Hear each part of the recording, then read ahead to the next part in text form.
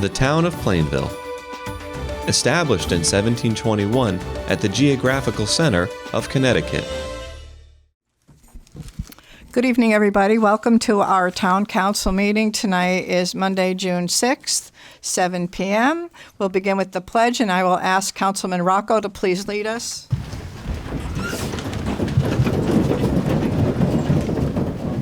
I pledge allegiance to the flag of the United States of America and to the republic for which it stands, one nation, under God, indivisible, with liberty and justice for all.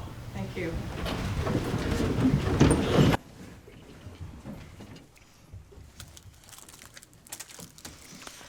Okay, thanks very much.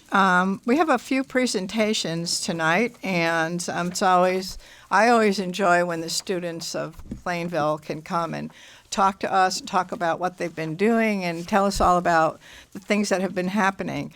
The first group of students are going to be the elementary school Memorial Day essay winners, and I'm just going to pull up my little program here to see. Whoop, there we go. And so we have three students that are here tonight. Isabel from Linden Street School, Emily from Toffelon School, and Marco from Wheeler School. And what we'd like to do is ask you if you would please come up. Isabel, you're the first one to the podium. We're going to have the microphone turned on, and if you could read the essay for us, we'd very much like that. So, Isabel, thank you. It's a warm, humid night as you're getting ready to hop into bed. You hear and see the fireworks lighting up the sky outside your window with their bright colors. Although you may wonder what's the point of fireworks and why today, well, there really is a meaning to these lights in the night sky. Although some people think, yay, it's a day off school or summer's here, to me, Memorial Day is a day to honor those who have died and sacrificed for our freedom. There is much more to Memorial Day than opening up your pool and having a party. Memorial Day comes with history. Memorial Day was first known as Decoration Day to decorate the graves of all the soldiers who sacrificed everything for us in the Civil War. Today, Memorial Day is a national holiday all around the United States to honor all American soldiers who passed away in the fighting of our country. We celebrate soldiers in any war or battle. Hundreds of thousands of men and women risked their lives so we could come to schools and so that we could all have equal rights and freedom. We may never be able to repay these men and women for what they've sacrificed for us. When I wake up on the last Monday of May, my head pounds as it's full of thoughts. I get out of bed and hang up my house's American flag. When I step foot onto the rain-covered grass, it sends a shock into my body. I can now see all the houses on my street are covered with red, white, and blue flags. I suddenly run back into my house. Although many people spend Memorial Day at a graveyard or at a parade, I usually myself don't do much for it. Sometimes I sit on my porch and have a picnic, and sometimes I have a barbecue. Last year I went on a bike trail to enjoy the good weather. Sometimes I even go to see fireworks. Even though I don't do much, you could still do many other things. My small celebration really helps me realize it doesn't matter how you celebrate, it just matters that you honor and show patriotism on this important day. All in all, Memorial Day is a special day to history. You might not do much, but that doesn't matter. To me, Memorial Day means showing care and honoring those who risk their lives so we could have a safe life.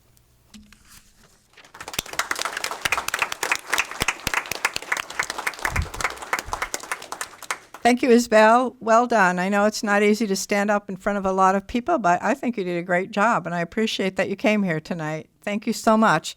Our next presenter is Emily Barnes. Emily?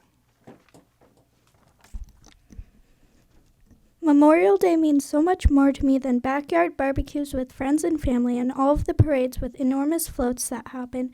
It means celebrating all of the brave soldiers of war that risked their lives to fight for our country, for all the men and women who fought in wars and sadly perished, and all of the Navy, Army, Coast Guard, Marine Corps, Air Force, Space Force, and National Guard workers who didn't live to see the world as it is now. Some people, adults and children, take Memorial Day for granted, focusing on the unimportant things happening in life. There is a big difference between Veterans Day and Memorial Day.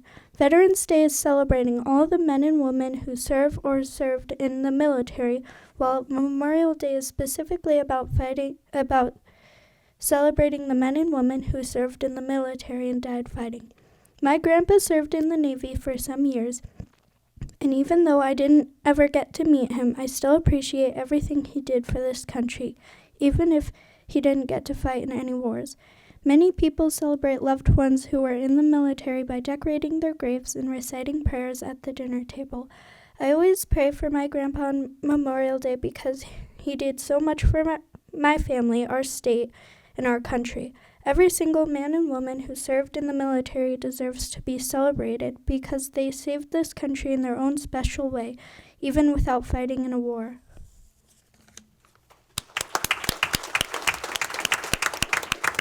Thank you, Emily. And last, we have Marco Kovac. Marco?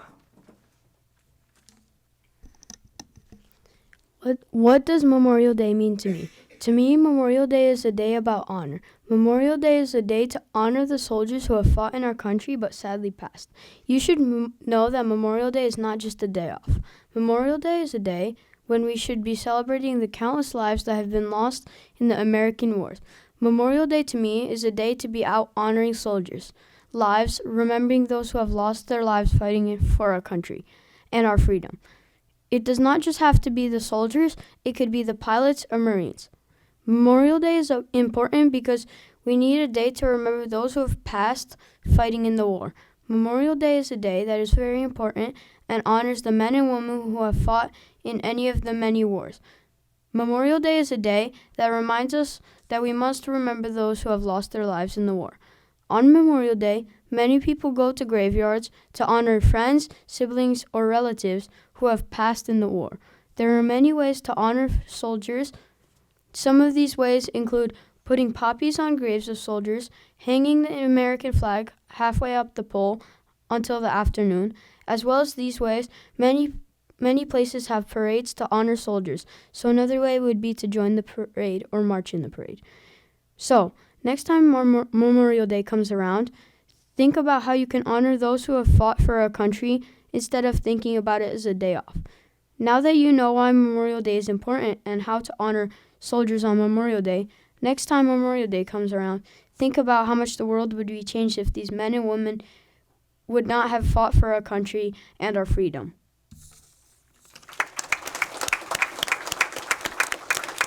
Thank you, Marco. I want to, we have a little bit of a takeaway. Vice Chair Underwood has a little gift for each one of the students. And while he's passing these out, I'd like to thank Dave Dudek and his committee for doing a wonderful job on the Memorial Day Parade, as well as taking care of the essay contest. So thank you so much.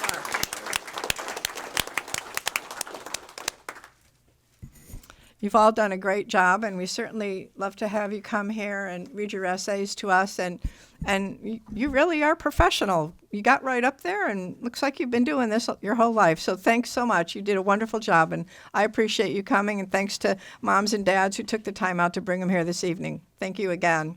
Okay. All right. We have, as part of some more presentations tonight, we have the middle school robotics team who is here, and they really look fabulous. They're right in the front row. But before we actually introduce you, I have a proclamation that I would like to read on behalf of the town council. And so it's a little bit long, but I think it's important to read it. And I want to recognize all of the students and your teachers who have been part of this. And it's really an achievement, and you certainly deserve all of that, the recognition. And that is amazing right there. So I'm sure you're going to show us how that all works when we finish up here. So let me begin. Proclamation recognizing the VEX IQ Robotics State Championship. Whereas the VEX IQ Robotics is part of the Robotics Education and Competition Foundation that provides programs with services, solutions for communities to foster the technical and interpersonal skills necessary for students to succeed in the 21st century. And whereas through the continued support of companies such as Carling Technologies, Inc., Walker Crane and Rigging, the Plainville Police Union, Connecticut Spring and Stamping, D'Amico Construction, Precision Graphics, Aquarian Water Company, and for 7 out of the past 8 years, teachers and students from the Middle School of Plainville were able to enter into local and state competitions where they excelled and secured spots that qualifying them to proceed to the world competition in Dallas, Texas. And whereas Team 10931A, Josh Carlina, Iman Bilal, and Paige Weimer, Team 10931B, Michael Daniel and Owen Clark, Team 10931C, Samantha Johnson and Jacob Mandeville, Team 10931D, Raman Casabruca, I hope that I didn't do that too poorly, and Ansh Patel, and 10931E, Addison Wyman, Bennett Kochaski, and Larissa Godoy won multiple awards several times throughout the season, including the Excellence Award, Driver's Skills Award, Teamwork Award, Design Award, and Judges Award. The Plainville teams are the winningest team in the history of Connecticut VEX IQ. That is amazing. That is amazing. You guys have done a fabulous job. Absolutely wonderful. I just have a little more to go. And now, therefore, be it resolved that we, the Town Council of the Town of Plainville, on behalf of all our citizens, do hereby extend to all the Plainville teams involved in the VEX IQ Robotics State Championship and World Championship, and to their technology education teacher, Camille Westfall, and PHS mentor, Valenstin Casabruca, our sincere congratulations on a job well done, and our best wishes for continued success in the future. Dated at Plainville, Connecticut, the 6th day of June, 2022, and it is signed by me, David Underwood, Joseph Catanzaro, Rosemary Moranti, Jacob Rocco, Deborah Tompkins, and Christopher Wazorko. So congratulations, amazing job once again. You are fabulous, and we're so proud to have you here tonight. And I suspect we're going to have a little demonstration. I hope we are. Yes. But before we do that, we also have a little gift for all of you and some of your teachers that are here tonight. We have a little something you could take with you. And I can't say enough about the program that is happening at the middle school. I think it's wonderful. It began many, many years ago and continues to be truly a model for all other schools in the state that do these competitions and encourage students to learn about robotics and technology. So I think it's fabulous.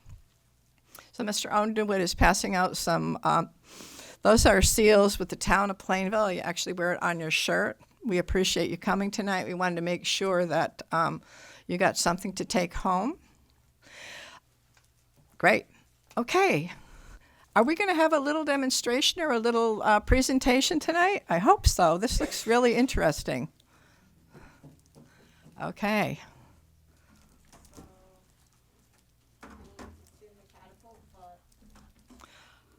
Can you tell us your name?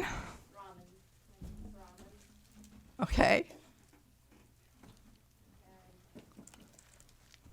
We turn on the mic. Thank you. And I built this robot, and the challenge was to get the balls either to here somewhere or into here. But the height limit was only to here, so that you couldn't like just put them in. And so I need to get the robot ready, but I built a robot that gathers the balls and then shoots them out with a catapult. Oh. And yeah. Oh wait, wrong code. Take your time. Let's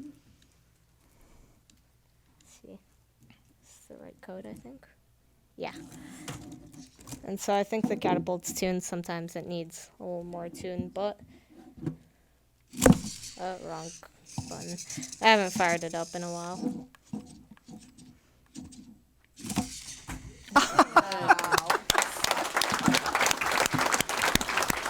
Great job. Now, what was the hardest part of building the robot? What was the hardest part? The catapult. It was hard to find the correct angles to fire it at, and the rubber bands would keep on stretching and like malfunctioning, and axles would slip out and break, gears would snap. It was hard. Wow, that's Congratulations. yep. And how long did it take to design and build this? Did you say that? I mean, I might not have heard it. How long did that take to put it all together? For this robot, it took 1 month more. But like, I'm a pretty fast builder, so most of my other robots were built a little quicker. There. Great. That's amazing. Thank you. We really appreciate you bringing your special design here. I foresee great things for these children in the future, and we certainly, Ms. Westphal has been instrumental in developing such a great program through our schools. It was actually, this is my 30th year of teaching, and so I started the robotics programs. It was 27 years ago. We did First Lego League for quite some time, and then we switched over to VEX. And when it says in your proclamation that we are the winningest teams in the state of Connecticut, that's absolutely true. And all 5, so you're looking at 5 different robotics teams here. Yep. Not everybody's here, but there's 5 of them. And the dedication that they have and their families have, because they work on the kids at school, they work on the kids at home. They, I mean, Raman, that is how many designs? 7. And there's no directions. So this is all, in their head, the design process, building, trying it out, trying something else out, the teamwork, the cooperation that goes into designing these. Some of the families have like a normal playing field is 6 feet by 8 feet. And some of the families bring the playing fields home and have gather groups at home to practice. So it's not just me at school, it's the kids at home, it's the families at home, and it's the families that drive their kids to Greenwich, to Windsor Locks, to Meriden, to like just all over the state to be able to compete in these competitions. And we are just delighted right now because it looks like the program might extend down to the elementary schools and up to the high schools, which is good because as sad as I am to be losing my 8th graders, the thought of having them go up to the high school and continue this really just warms my heart. And the teacher in me also, while I have a captive audience, just want to take a moment because last year, if you know a teacher, you know that last year was a very difficult school year. And there was even a question of whether I was going to run robotics or not, and I thank Mr. LePage for his support. But you're always going to be a special group of students to me because, as much as you needed robotics last year, like I needed you to need robotics to give me the oomph to get it together and run a robotics program last year, even though we had like all virtual competitions and everything. Sometimes, I don't know if you know the effect that you have as kids on adults. And really, I just truly admire your dedication. And you're an inspiration to me. And you're one of the reasons why we're going to have it again next year. Oh, fabulous. So, thank you. Wonderful job. Wonderful job. I have to give this to her. Ms. Westphal, I have the proclamation. If I can bring it to you, you can keep it for your students. You might want to give some extra pins, too, for those that aren't here tonight. Do we give out the pins to all of? That would be lovely. Yes, Did you get a pin? Yes, I did. Oh, awesome. There you go. That's a proclamation for your class. And thank you so much for all that you do. I know that this is a challenging time, but clearly you excel at what you do, and we couldn't be happier for the students that are part of this program. Absolutely. Great things in the future for all of them, I'm Thank sure. you. Okay. And feel free to volunteer at the state competition. Because we'll be hosting it again. I think I will. Thank you very much. Thank you for saying so. All right. Thank you again. Thank you. And thank you all. Thank you.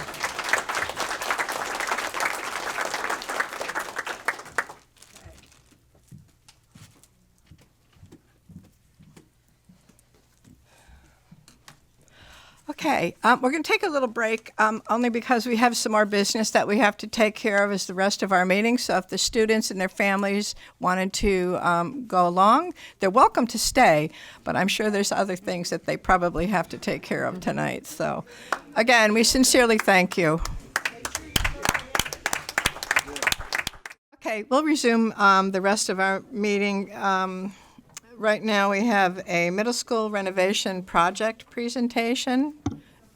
So if the presenters could come up to the table, we'd appreciate that. Thank you. CSG is going to be doing that? Yes. Okay.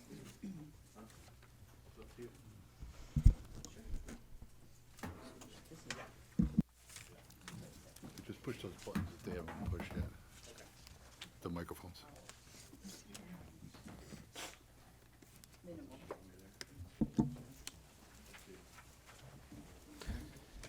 All right, so we can kind of share here.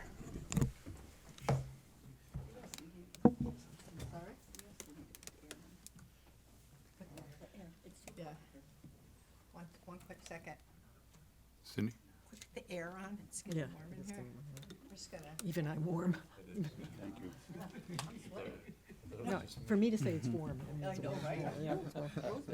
Sometimes we're too cold. It's pretty warm in here tonight. Okay, sorry. Just have to take care of our environment also. I have to apologize for AC. Thank you. Okay. All right, Robert or Steve, do you want to make the introductions or? I'll turn it over to Steve LePage. Okay. That's okay. Superintendent LePage?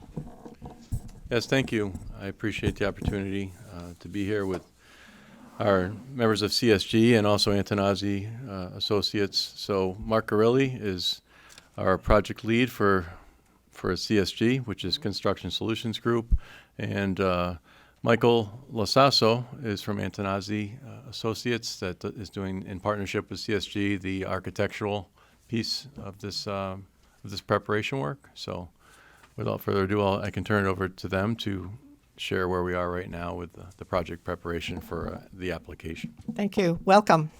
Thank you very much, council members. We've got a presentation. I believe you all have a copy in front of you to follow along. We're going to follow through on here. So just wanted to present tonight the work that we've put in over the last several months when we first joined on board with the town of Plainville. We've worked through our education specs and concept plan. So tonight we'll walk you through all of the work that we've done today in preparation for an application deadline with the state of June 30th. So that's we're going to walk you through that course and where we are today and the hopes of hearing from town council on some resolutions. So first slide talks a little bit about, I'm gonna have to do this at the same time here, is our pre-referendum process and timeline. So we started with a complete building and site analysis, and we'll walk you through all the way through that. We had a lot of key stakeholder meetings. We met with Amy, Steve, his team, to help and develop the ed specs. So we created that draft, created conceptual design options, and eventually presented those conceptual designs for approval to the team. And then we had worked on what's called a Renovate as New status paperwork. That paperwork is important as part of the application submission process to show that a Renovate as New is in fact the way to go as opposed to new construction, both cost and reimbursement. The reconciled cost estimate established a project budget, and you can see we're here tonight with the conceptual design and budget presentation to you all. We just had our presentation with the Board of Ed prior to this meeting, which went very well. So I'm going to turn it over to Mike, and he's going to talk through the next 5 or 6 slides on the building and site assessment results. I'm going to attempt to present from here. I would normally be standing at the board, but just to give a quick overview of our activities, we have a team of engineers, in addition to ourselves, reviewing the existing facilities. We were fortunate that Plainville actually retains all the original construction documents and several other documents associated with the build in 1992. That gave us a great deal of information, and we took that information and translated it into a three-dimensional CAD drawing, computer-aided drawing software, which allows us to do a very accurate takeoff of the square footages, which at this phase of the project is quite important. This actually represents the existing building. Upper level or main level of entry is at the top of the page, and the lower level is at the lower portion of the page. And we, through the process of our analysis, we were actually able to identify a few areas of the original building that differ in construction from those construction documents. So we made adjustments there as well. If you could go to the next slide for me, please, Mark. Our analysis continued both on the exterior of the building. We took advantage of a recent roof report that the school had contracted by a roofing company to evaluate the conditions of a number of leaks that are occurring at the existing facility. We also evaluated the exterior perimeter of the building, the masonry, did an analysis really of all of the componentry of the windows, doors, and so forth. All of our analysis was visual. We did take photo records. We did not do any destructive testing. So we did rely upon the existing documents to give us information about the construction of the school. And that investigation also continued with our engineers on building systems. As one might imagine, the mechanical systems of a 30-plus-year-old building, or actually exactly 30-year-old building, have reached or exceeded their useful life. And so part of this project anticipates its full replacement of mechanical systems. There are some components that are still in operating order, but the majority of the existing building systems will be entirely replaced as part of this project. Our report is, I've demonstrated it. It's a little bit dry and maybe hard to read from here, but in addition to the photo records and a narrative, we generate what we refer to as a conceptual outline or an outline specification. Now, this document would ultimately continue or can live on into the end of the project when we're developing the final construction documents for the school. Our specific services are limited to the conceptual analysis, and it will be bid again for the full project once the grant is provided. But the information that we contain here, it serves two purposes. It's a means of us testing with the facilities director specifically and other members of the administration that we understood what they were requesting as part of this project. At the onset of the project, we were actually given a very specific set of, I guess you would refer to them as a list of capital improvements, and that was then expanded if the project were actually to pursue renovation status. So that was the basis that we started from. And then taking that information, we distributed it in a format that is familiar for the construction industry in terms of the way we develop specifications. So all of this information was then ultimately returned back to the school's facilities director. He analyzed it, made comments, and even some of those comments are retained in the recommendations. So this document, I think, will actually serve future purposes in addition to the work that we're doing today. And then in tandem with our early analysis of the existing facilities, part of CSSG's team actually worked directly with the educators and administrators. How many did you interview? Was it 30-some people? There's at least, about 30 individuals. Superintendent LePage, of course, was part of that analysis as well. And they developed the educational specifications, which are a description of the future goals that the school is looking for to incorporate in their final design. And we looked at renovation status project and then also a new project, ultimately deciding that the renovation served the school's needs in the manner that would be able to be sustained for another 20 or 30 years. So that's the direction that they went with it. And we took these educational specifications, Mark, if you could go to the next slide. Sure. And then translated them into what was initially referred to as a test fit. And ultimately, we would refer to this as a conceptual design. It's very difficult to see the text. These drawings are intended to be much larger when they're presented. But I'm going to just walk us through the floor plans, if that's acceptable. Starting at the center of the floor plan at the very top is the main entrance of the existing school. And what we're showing with that hatched line work is a expanded vestibule, which is intended to be a secure entrance. The existing entrance, if you pass through the vestibule, you actually have access directly to the entire school without any kind of control. What we are proposing is actually locking the inner vestibule doors to prevent access during school hours and having a lateral entrance which actually passes to the right of the plan into the administrative office space. It'll necessitate some modifications to the existing telephone equipment that's there, which is, I believe, not currently in operation, and will necessitate the reorganization of the waiting space as well as the reception desk. But what that provides is actually a three-step verification process. The first being that the administrative offices can actually view the public as they arrive at the building from the exterior of the building. The second level of verification occurs inside the vestibule before they're admitted into the admin space. And then the final level, if they've passed those first two levels, actually takes them into the administration space and they confront administrators at the desk. If after that they're allowed to either convey to other locations or members of the faculty or student body would actually come to the administrative office to meet the public. The spaces to the left, you'll recognize they're generally unchanged. They are comprised of the auditorium, music spaces, and the PE spaces, specifically the main gym. The modification of those spaces is somewhat subtle, but the intent here with regard to the auditorium is to add an operable partition. And what that does is actually serves to provide the school the ability to close the partition at the proscenium opening and allow the stage to serve as a classroom space when the auditorium is not in use. The operable partition could also be opened, and then it would revert back to its full auditorium use. Similarly, the practice rooms that are currently located between the band and choral rooms are being proposed to be removed, and a new operable partition would separate those two spaces. That was a specific request of the faculty and staff seeking the ability to have one large music space or two separate spaces for different types of instruction.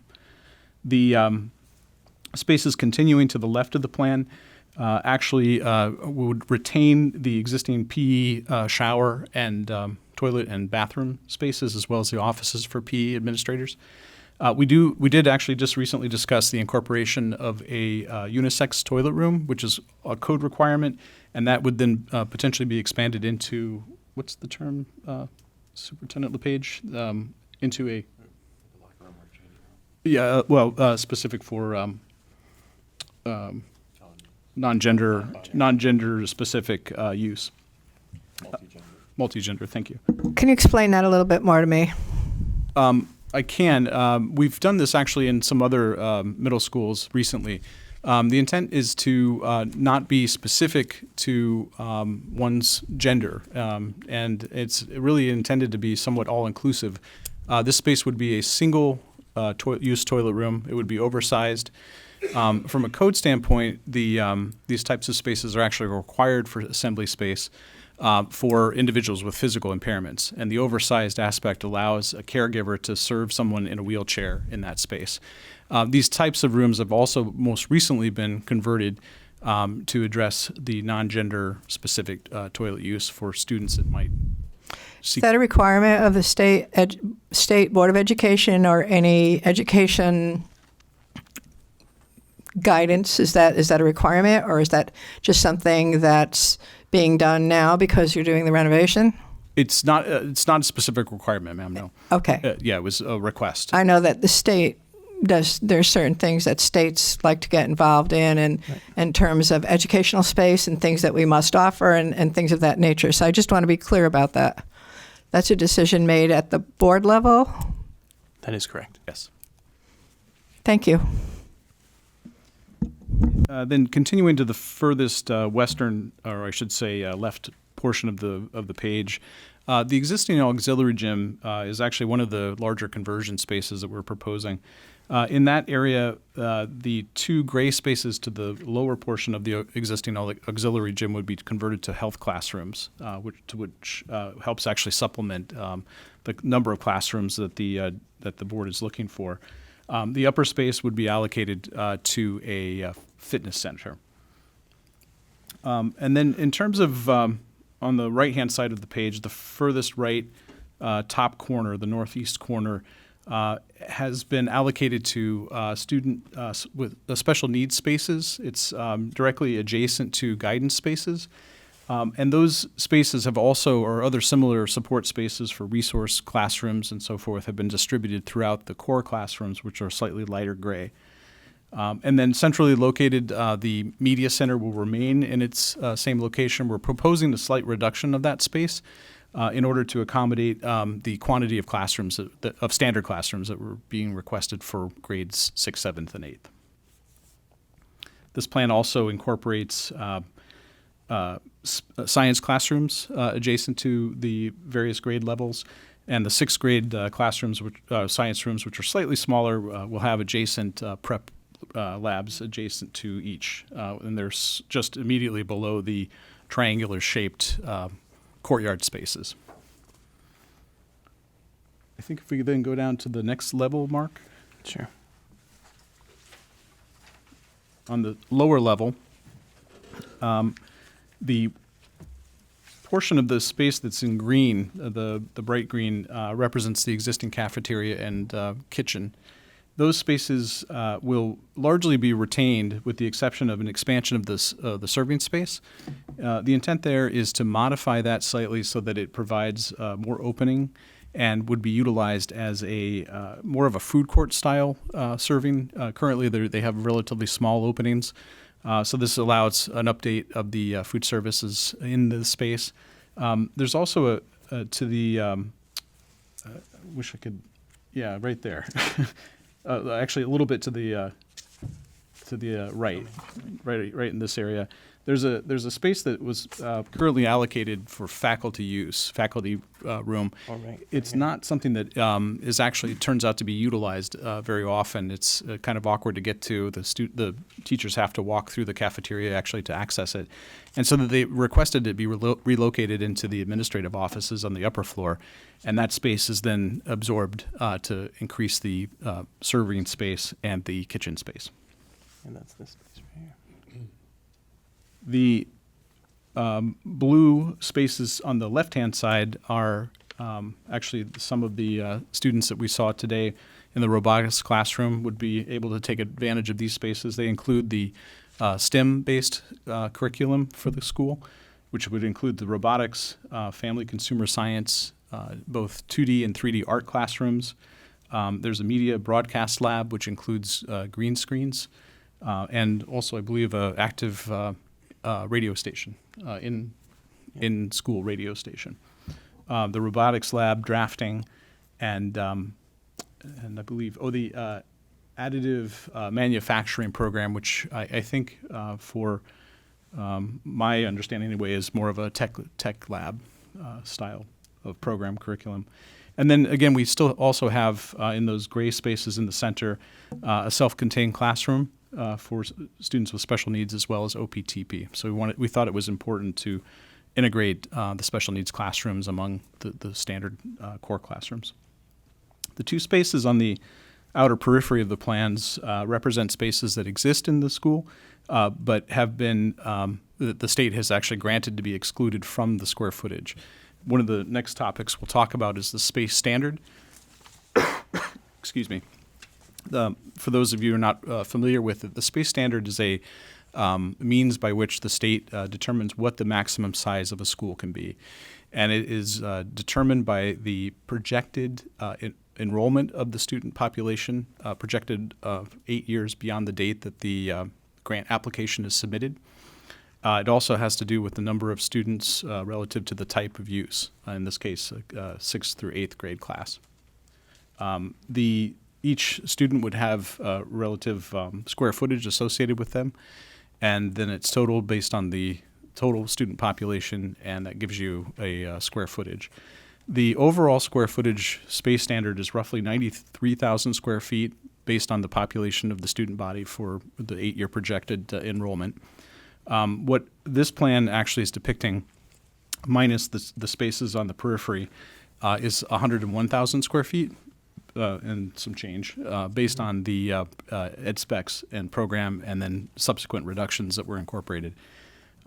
The outer spaces, the Oak Hill School is a current tenant space that's occupied by students with special needs, and that will be continued to be rented out as part of this program, and the state has granted that to be excluded from the space standard calculation. Similarly, on the other end, there's a large storage space, and that's been allocated to school district storage, not specific to this school, but to all schools, and they've also allowed that to be excluded from the space standard. Just one other, I'm sorry, Mark, just a couple other features. The current school lacks a in-ground grease waste interceptor, which is now a code requirement. So in order to achieve renovation status, a number of things such as that will be updated in the future school. And that's going to be located outside the kitchen. So would you like us to just continue right through the presentation and save questions for the end, or, yeah? We'll stop you if we need to. Very good, thank you. Yep. So you want to talk a little bit about the space waiver? Oop, it was already there. Go ahead. So the because of the space overage that I mentioned before, the excess of space relative to what's permitted by the state for construction of a school, we had made 2 attempts with the state to actually achieve what they call the waiver to the space standard. In general terms, I think the obvious aspect that we presented to them was that the school is an existing facility, and it made no sense to reduce it physically in size just simply to meet a space standard. There are specific programs that were identified in the first letter that was submitted to the state that spoke to the STEM classrooms. The music program, which is noteworthy here in Connecticut, There was also precedent that we alluded to from the past when the population actually exceeded the 650 students the original school was built for. That was received, and then we had a response requesting additional information. We went on to provide a second explanation, which utilized the state's own standards. They have a form called 2500, which lists square footages that they recommend for different spaces in a school. And we generated a comparison of those spaces with the spaces that existed in Plainville Middle School. And it was, in many cases, we were actually able to demonstrate where there were deficiencies directly compared to the existing school if that school had been built new today. The ultimate delta was roughly 6,000 additional square feet that we could identify as being specific actually to instructional space that we were able to identify that the existing school lacked. And although there was some sympathetic ears at the state, they opted to not approve the space waiver for fear that it would establish a precedent that other districts might attempt to take advantage of. So their recommendation was actually to instead pursue a special legislation through the legislators at the state. And your experience, how often does that happen when you're working with schools and things of that nature? Is that a fairly common situation? It is. It was more common in the past. There was a period of time where I think the state felt that it had gotten out of hand a little bit, particularly with Commissioner Curry and her control over the Office of School Construction Grants and Review. We saw a real effort to try to mitigate the use of special legislation. I think the state does recognize, however, that it's unrealistic to expect that every single school district throughout the entire state can always meet their standards. And so there are instances when they would actually recommend support space waivers. Special legislation. And how successful are those requests? Do you have any experience with that they're like 50% granted or 20%, just generally speaking? Over the course of my career, I've probably done 60%, of schools that have 60? gone. Yeah, they generally are of the schools that we've built, 60% of them have received special legislation to waive space standards. I think she was asking, did you have any that were turned down? I mean, what's your percentage of success with getting a waiver at the legislative level? To be entirely honest, It's not something that I'm directly involved with. Generally, it's the town and their I think you're talking originally right. Ours was not approved, but how many times have they been approved? Was that your question? At in the past? legislative level. Oh, at the legislative Not level. at the administrative level. Okay. We understand the administrative level is they want to kick it back to Sure. legislative because of what happened recently up at the. Yeah, I'd be interested in getting that information as to how successful these efforts are to get the waiver. Yeah, Kathy, the logic from the town standpoint is that the state approved the square footage back in '92 when they built it. So then they changed the standard. So, I mean, there's a strong reason and logic for them to approve it. But one would hope. Yes. Yeah. I know that rules change, and they've changed considerably, and over that many years, yes, of course. But that's just something I'd be interested in finding out, if we can, what the success rate is of those currently applying for those waivers, and who, where, any similarities to this project. That'd be interesting for me to know. Sure. If we can get it. I don't know how you could. Do we have to go through legislative? Well, you probably ask Bill Pettit if he could find out what. Okay, through our representative. Yeah. Okay. Thank you. Okay. You're welcome. So this is just the process that we took, and Michael already took you through most of this. We did have a conversation with them back in December, presented our case, formalized our draft in January, submitted in February. It wasn't until April that we actually got our first response back from OSCGR, not without some prodding. When they did respond, we were asked for more information. We provided it in May, and within a few weeks, and Steve again prodding for a response, we got the denial from OSCGR and the recommendation to perhaps pursue it through legislation. So next, I'd like to take you through our budget summary. So as we went through and prepared this cost estimate, we hired a third-party cost estimator to perform these cost estimates based on Michael's conceptual drawings that you shared, the educational specs that were put together, and all the information that we could compile to come up with a total estimated project cost.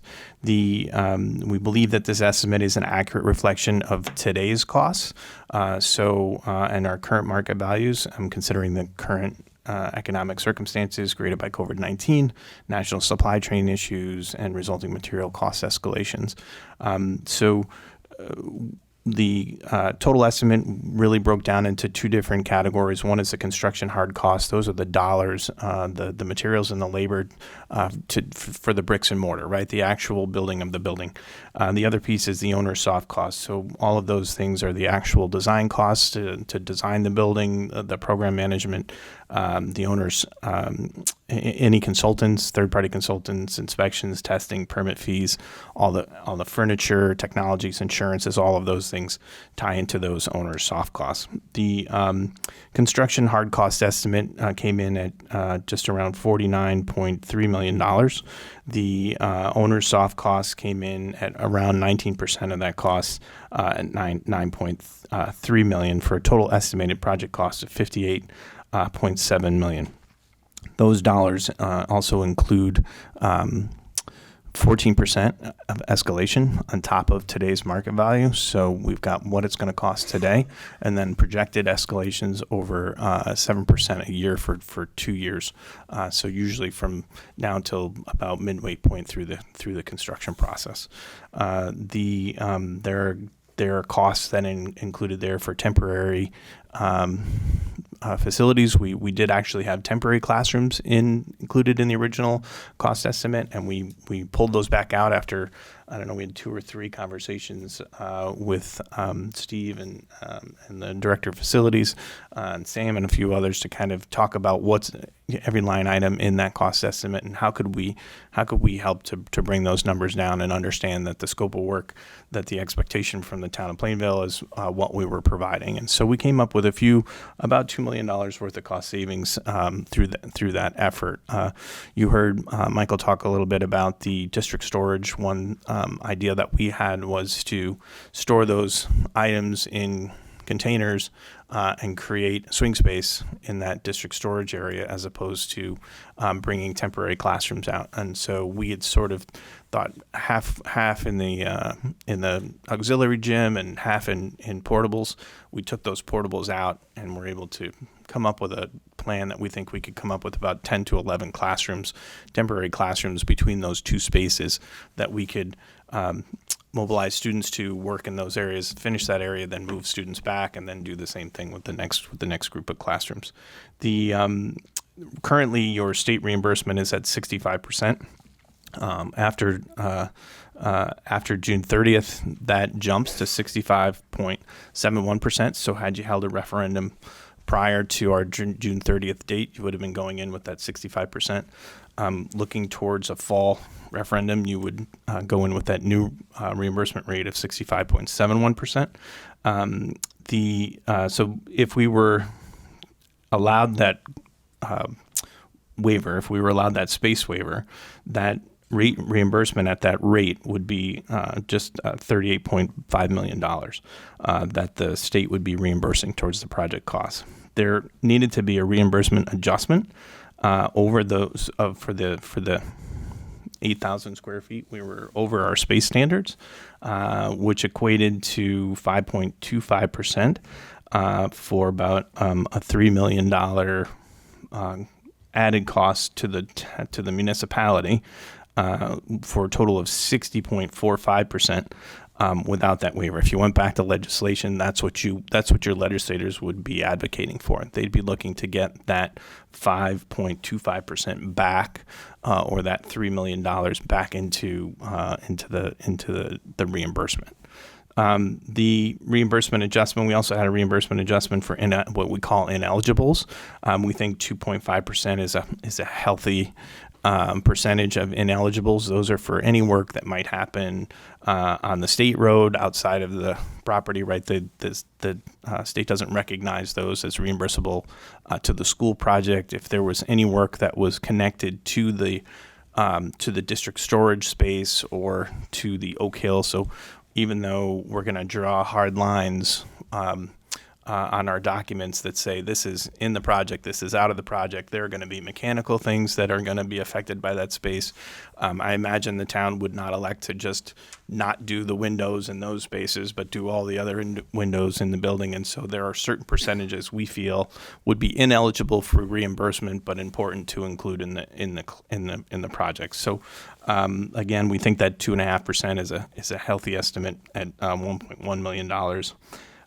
Taking into all of those into consideration, we see this estimated total cost to the town of Plainville at $24.4 million of the 58.7. We did look, and you heard Michael talk a little bit about the capital projects list that was identified when we first started, and actually this list has grown a little bit since we started in the beginning.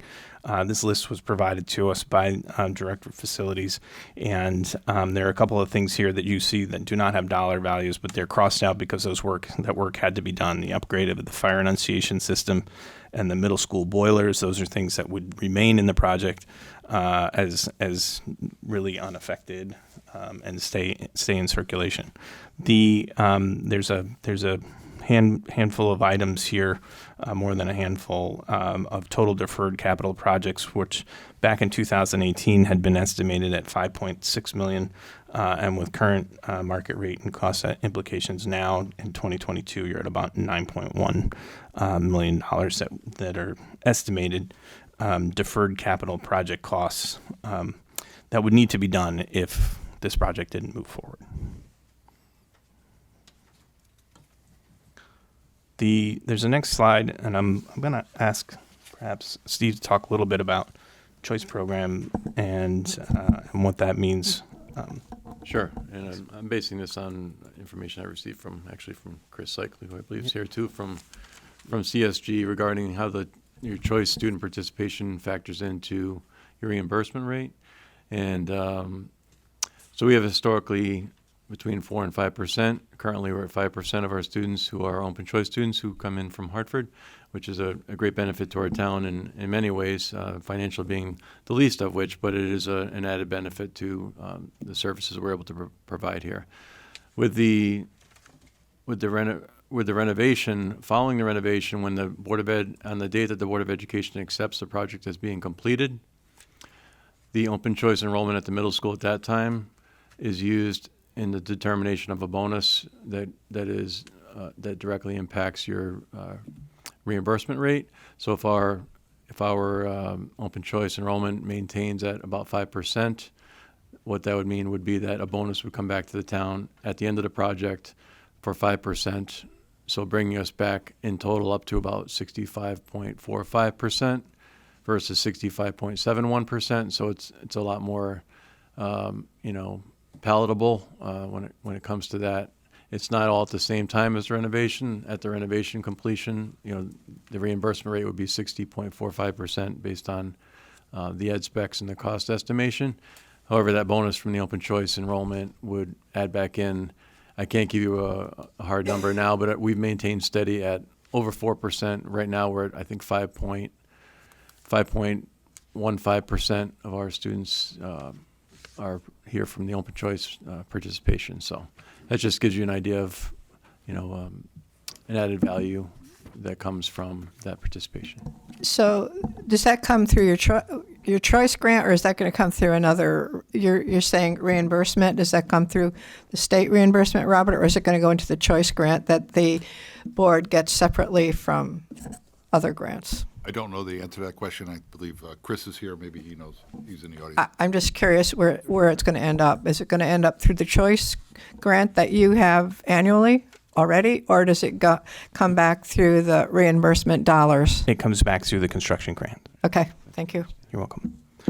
So even if, so this is a bonus at the end of the job, right? So whether your legislators are successful or not, or if they are successful, you get that reimbursement rate, and then you still get this bonus you can still get this bonus on top of that.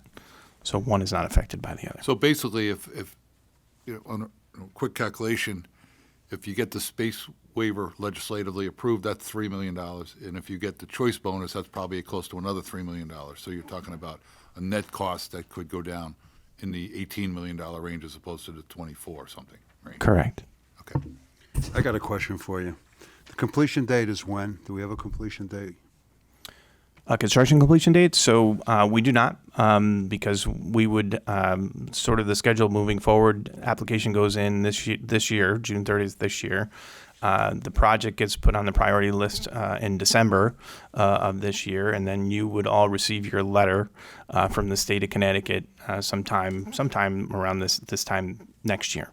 Having that information, it's really up to the town and how they want to move forward. So if once you're on the priority list, some municipalities choose to spend dollars out of pocket to get the design going, get that moving, so that process is going. So when you get your letter, you're headed out the gate, right? Or you're that much further along with your design development and et cetera. When you have the it's my understanding, however, that once you receive your letter from the state, you have up to 2 years to start construction. So you've got a 2-year period after you receive your letter to put a shovel in the ground. So it really would come down to how the town wanted to proceed with the initial risk investment wanted to be made. If you wanted to put some upfront dollars in design to get the process started sooner, that kind of thing. My reason for asking you, inflation's on the rise. Mm-hmm. Cost of goods are going up every week. I mean, you go to the grocery store, you pay 50 cents more for a loaf of bread. Tomorrow it's another 50 cents. The cost of energy, we all know, is going up, and interest rates are going up along with that. I'm looking at the price that it will cost the town of Plainville. My question, I guess, and forgive me, I'm new at this, that cost that they're going to give us, with all of these things I just mentioned, especially the cost of goods, the construction contractor's telling you he can do it for this much, but in 4 years, if inflation doesn't go down, goes up, the double digit, what would that do to the cost of goods, cost of energy, cost of everything? And that's why I'm asking what the completion date would be, because quite honestly, I don't see any sunlight in the horizon here as far as prices going up, interest has gone up, and inflation's going up. Right. So, I mean, it's a question that's on everybody's mind. We think that, again, we know that the cost estimate that we provided is today's current market value. We know that we've incorporated 7% a year for the next 2 years, right? So if you were to delay that project a few more years and then go out, we'd have to identify. No one knows what that escalation rate would be at that point. We also feel, in speaking with our cost estimator and others in the industry, that there has to be some stop at some point for this market to either slow down or recess. Where we feel Plainville might be in a better position today than some of the other projects we're working on now that did their cost estimates 2 years ago, went to referendum, and are now struggling with value engineering to decrease their project costs. We feel that though there's a little bit of sticker shock, I think, for all of us as we see these projects being cost estimated, that they're real today's cost market values. And so we're hopeful that Plainville would be in a much better position, that as things peak and start to come back down, that you'll be in a better position with the current cost estimate that you have versus some of these other municipalities. For many, many years, projects were carrying escalation of 3 to 4%. We're carrying 14% on this job on top of what we already know is today's inflated rates. It is a difficult time, no question, and you're absolutely right. Projects are on the rise. Some municipalities over-bonded, knowing or bonded more than they normally would so that they could lock in some of those rates. I don't know if that helps to answer your question, but it would really be how fast you want to drive the process, and I can just tell you what your time limits would be based on the reimbursement, right? That would be what you'd want to focus on the most, is that 60, locking in and keeping that reimbursement rate. I was just concerned about the risk involved. It's a very real a concern and a discussion we've been having, and these are some of the strategies we've been working with. It's hard to see when you see those numbers up front, but knowing that there's a lot of this consideration built in that was not built in a couple of years ago. Thank you. You're welcome. Madam Chair? Go ahead. Ask a question. In terms of the process for requesting the legislative waiver, what is the timeline for that, and how does that fit into the overall timeline here? So it's a great question. You can start that process now, speaking with your legislators, identifying what the situation is, getting a feel from them of how successful they feel they could be in this process. But the session just ended, right? So session's closed. So it wouldn't be until this time next year that you would get an answer when the session closes this time next year. However, it doesn't preclude you from continuing to move forward. There are other projects that are well underway that have gone to special legislation, had those decisions turned around, and it's just applied back to your net municipal cost. It doesn't change the cost of the project any. It won't mean that you'll get more money to put towards the project. The project dollars are the dollars that are agreed at referendum. So the only way to change that would have to be go back out for referendum. It's really all just about your end net municipal cost at the end of the day. Okay, so when we go to referendum, what percentage of the reimbursement would we be using? You'd have to carry we'd have to tell the story along the way, right? And so the challenge here is when once the referendum, once it's set, the net municipal costs can't, municipal dollars can't be spent on marketing, right? So it would be a recommendation to have a PAC ready to go, and to work with marketing materials to kind of talk about some of the similar things we've shared with you tonight.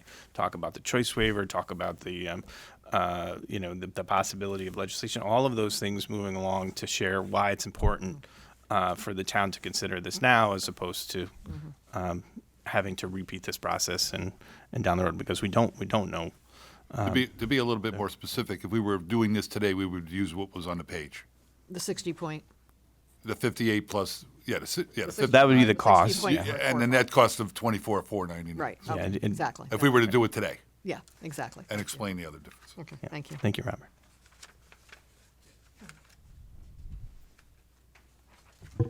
And could I ask a question real quick?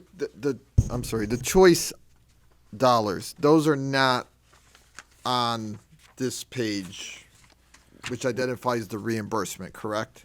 That's correct. So it'd be a bonus at the end of the day. So it's okay. hard to predict what those No, are. I understand, but Yeah. I just want to make sure I understood they weren't part of the numbers that Right. are on the budget summary page. Okay. But I think within the marketing materials, you could identify Yep. an anticipation of or. No, that's a significant amount of money. I mean, Yeah. Thank you. You're welcome. So Questions or comments? What's the most significant part of this project that needs to be done right away? What would you say this is actually imperative that this get done as soon as possible? Well, we've got an application deadline of June 30th, so that would be that's our next milestone, and then after that, it's really public communication and. Are you talking about physical? I'm talking about the actual project. You've laid out, there's a lot here that Sure. we're taking in for the first time. Yeah. So what, in your opinion, and the board and the administration's opinion, is the most critical piece of this? To Other get than done the roof, I know about I the understand. roof that I got. I understand. So if you were to prioritize what's actually physically needed for the school, right? And I'm gonna defer to Steve to talk about that. But I would think safety and security in that front vestibule that doesn't exist would be top of mind for me, along with some of the CIP items. Yeah, everything that was previously deferred from the CIP, with the expectation that we're going to referendum when the timeline came due, would be critical. The roof has it leaks terribly. Right. The skylight in the center area, there's obviously the security vestibule is incredibly concerning. It's something that needs to be done as soon as possible. So other than the security in the vestibule, are there any other security measures that are built into this program? Yeah, all new cameras and systems for those interior security. You could speak to that because you're the. Yeah, actually, part of one of the things we didn't actually discuss, I should have generated a slide for it, was the renovation status submission.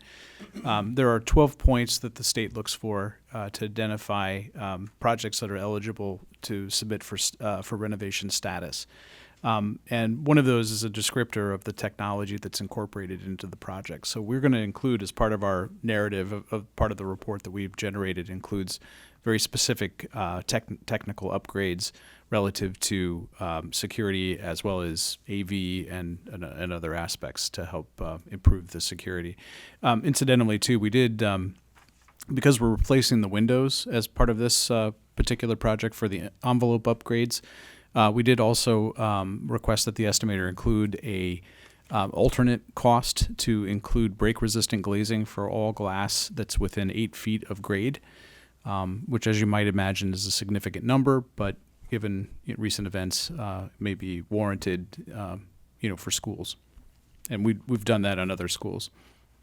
And the doors, will they be alarmed so that if there's an open door, yes, people will know that and it'll be closed? And we have on the top of our head, we all know what happened recently. Right. And so security is certainly a priority. If we're going to redo a school, it should be one of the priorities that should happen first. Yes, okay. Yes. Okay.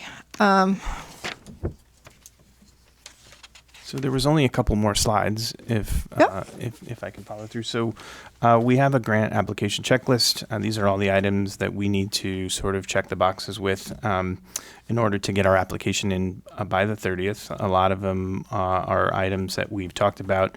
There are some local resolutions, which we're going to share in the next one more slide after this.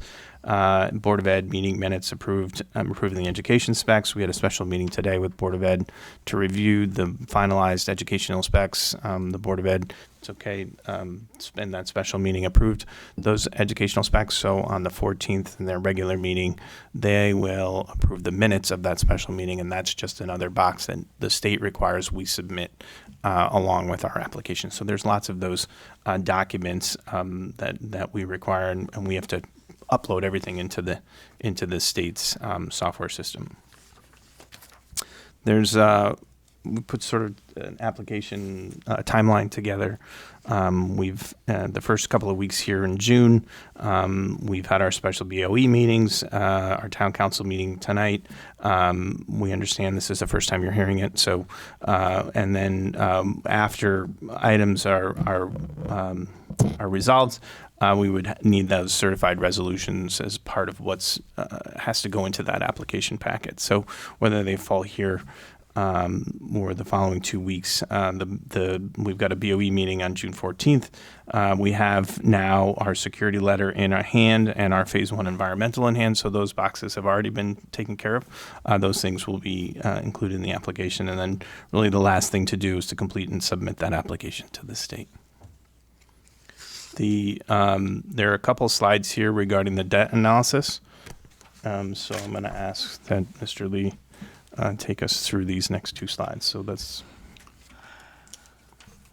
when we were able to determine the net estimated cost of just under $25 million. I contacted Rob Buden and Barry Barnaby being our financial advisor, and asked him if he could take a look at how something like this would fit into our existing debt management plan. And there's a lot of numbers here. Very quickly, it includes bonding that we plan to do later on this summer, $9 million bond. It also anticipates that we wouldn't borrow $25 million all at one time. That would be done in this particular analysis, 2 $12.5 million bond issues. And layer that into how that would fit into our existing debt, which is falling off relatively steep. It already has, and it's going to continue that way as some major projects fall off the table, being completely paid off. So the summary is when we go to the next slide, which shows the basically the graph. You can see where the blue is our existing debt service. The red is the debt service that we're going to do later on this summer, and the middle school renovate like new would be I guess that's purple hatched at the top.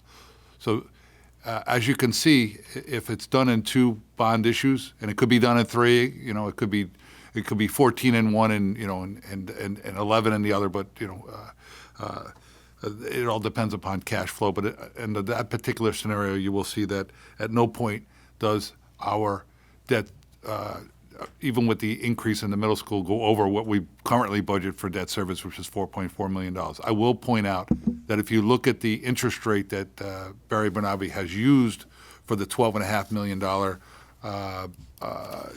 for the 2 borrowings, and that's going back to the other page, he's using 4.3%.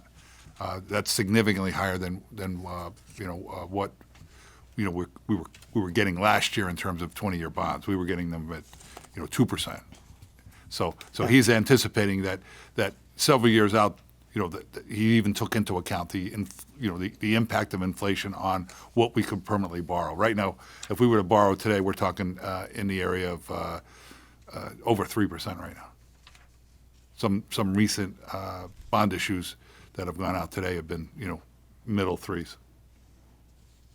But he's using 4.3 in this particular instance. So I feel relatively confident that, if this comes in, on the worst case scenario, which is $25 million, we're talking about 24.4. And, if we get the space waiver and we get the choice dollars, that's certainly a bonus. But in this particular instance, under this particular scenario, it would not impact our current debt service amount that we're currently budgeted in fiscal year '23, and actually have budgeted for probably the last 5 or 6 years, which is $4.4 million.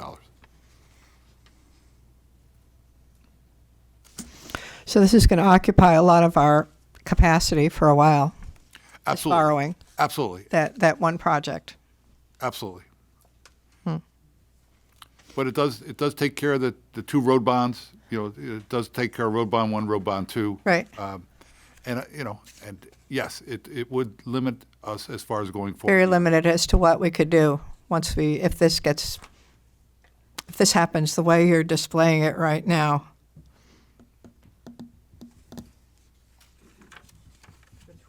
Any questions? Well, not for 23 years, no. Well, you got it out to 2050 here. Right, but you're starting to build up that capacity. We have more bond that's going down. If you go out, just 5 years from now, you can see that you're going to be our debt service is going to be at $3 million and at 4.4. So you've got capacity of an annual payment of $1.4 million and I'm not sure what year that is, at 2031, is that? 32, I think. Yeah. We're looking at 2032. Yeah. So, I mean, it doesn't go out 23 years is the only point I'm making. I mean, the bond goes out, 20 years, but the capacity not having the capacity doesn't go out that far. We build up capacity as we go forward.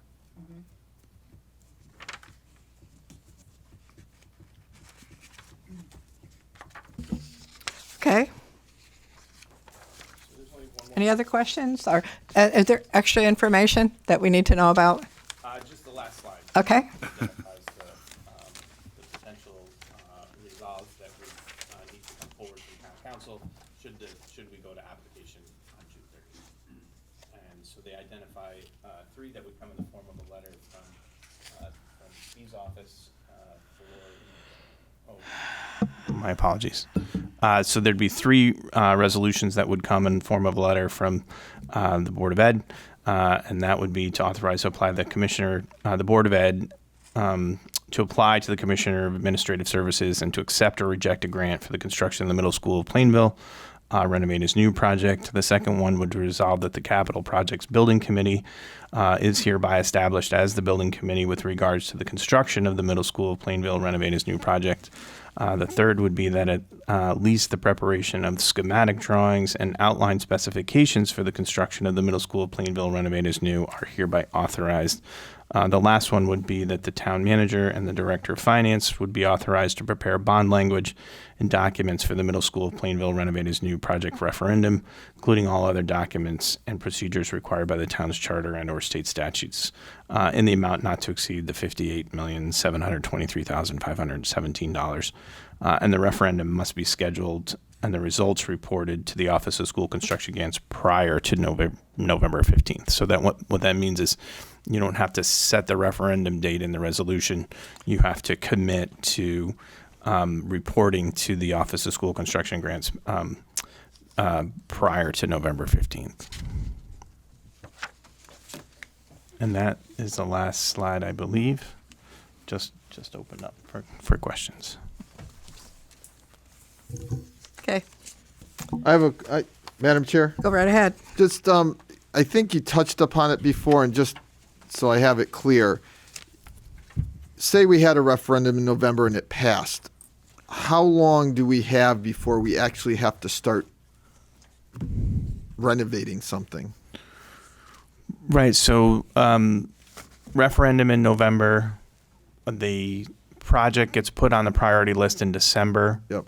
The state letter usually comes sometime around now, this time of year, a little sooner. Maybe you might find out sooner because it's a long session. The letter comes to the state, comes from the state, and then you have 2 years from that point, from the time you receive the letter to put a shovel in the ground. Okay. Which calculates to June or July of '25. Thank you. All right, thank you. And how much do you, a project like this, what do you think is the construction time period? 2 years, 3 years? We would have to factor in the phasing. Right. Just in general. So I would say yes, 2 to 3 years tops. Yeah. Okay. So the project wouldn't be completed in theory till 28. Correct. Any other questions? It's a lot of money. Can I give a closing comment? Of course. I'm concerned with a lot of the building systems. I didn't go through a laundry list of everything that's been deferred in the previous budgets and taken out of capital. It was listed but then taken off. We have a number of failing systems, constantly keeping things from leaking and fixing. Various items, some of the things in a renovation are definitely nice improvements for the students of that school, which we would, of course, have in this renovation. But some things are essential. Obviously, the secure vestibule is essential. A number of the safety measures with the first floor, all the glass and all that's essential. The camera systems, the security systems, the alarm systems, the ventilation systems, all critical things that need to get done. So I am concerned as a superintendent of the school district. I have to advocate for the project. I know you have a job to do as well, and I understand that it's an expensive project and not an ideal timing, but there's a lot of time between now and when it actually happens, and we're hoping things trend in the right direction. I fully support the project as something that we need for the district. It's the last school that hasn't been renovated yet. It's 30 years old, and I'm getting a year older tomorrow, and I'm starting to fall apart. So I know as things get older, things start to fall apart, and it has been. And our team is great at holding things together, but we're at that point where it's going to be very difficult to do and to keep things safe, secure, and healthy, and in the best shape for all of our kids. So that's my closing comments. And, thank you very much. Also, doing this, the option is really not to do nothing. Something obviously needs to be done as far as the middle school, and you've heard a couple of the items. You see some of the deferred maintenance that's there, and I guess the choice is: do you want to go forward with a complete renovation like new and get advantage of the reimbursement for the under the project, or do it piecemeal? And piecemeal is going to eat up the your debt service to a certain degree. That. And those are significant dollars. I mean, it's estimated just on the list, the maintenance list is $9 million. And that's you'll get some reimbursement on the roof because you can do a roof, and that could be a standalone project and get reimbursement for a roof. At least you could in the past. They're still doing roof projects, but the vestibule you could probably get some grant monies to do the vestibule as well. But all of the other maintenance work is something that would not be reimbursable from any grants that I'm aware of. So all of those items, we'd be doing on our own nickel. And you'd be doing them over time.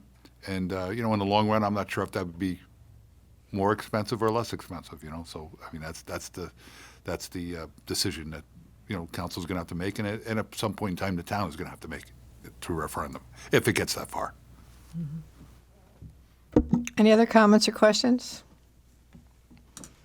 Okay. Well, thank you all very, very much for coming to present to us tonight. It's a lot of information. We know that this has been in the works for some time, but it's a lot. And certainly, I don't believe there's any argument about the school needing some work. It's about how everything else is going to all come together in terms of the financing, as you've seen, how it's going to affect our debt service, costs of things. How is that going to impact the folks that are going to be paying for it? So I think we have a little bit more to talk about tonight among the council members, but I do appreciate you coming tonight. I'm sure you're available for any questions future that may come from us after tonight. So absolutely. Perfect. Yes. Yep. Excellent. Okay. Great. All right. Well, thanks again. Thank you. We appreciate your time and coming in tonight.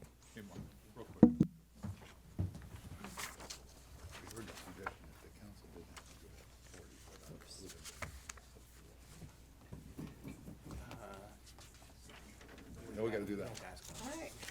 Ready to continue on? This is straight from his email. These are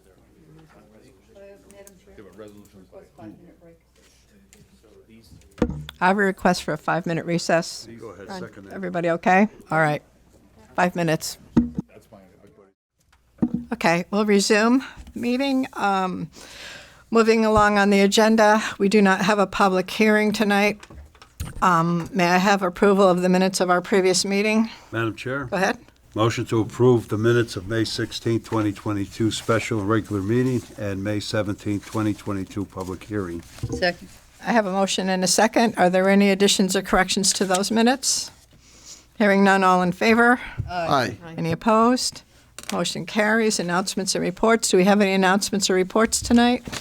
Madam Chair? Yes, Rosemary. Just a quick report on the event that was sponsored by both the Town Council and the Library Board of Trustees back on Friday, May 20th, which was the dedication of the Library Youth Services Room in memory and in honor of State Representative Betty Bocas. It was extremely well attended. It was just a good opportunity to remember Betty, to think about her connections with youth, with the children, with reading, and so many other things. And I have been in touch with her family, and they were just so pleased and so touched by the event. And it was just, I think it was a wonderful way to honor Betty. It was.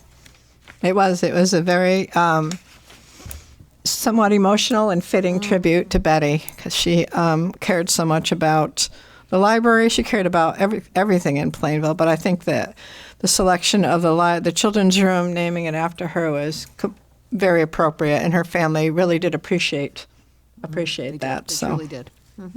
Okay. Madam Chair, Go ahead. the open house at the fire department was a big success. I attended that. I was very impressed. I want to thank the men and women in uniform of the fire company for doing a great job. I know the public was very appreciative, and I know the children had a great time. So, Chief, thank you for that. Let your men know that the council thanks you. Anybody else?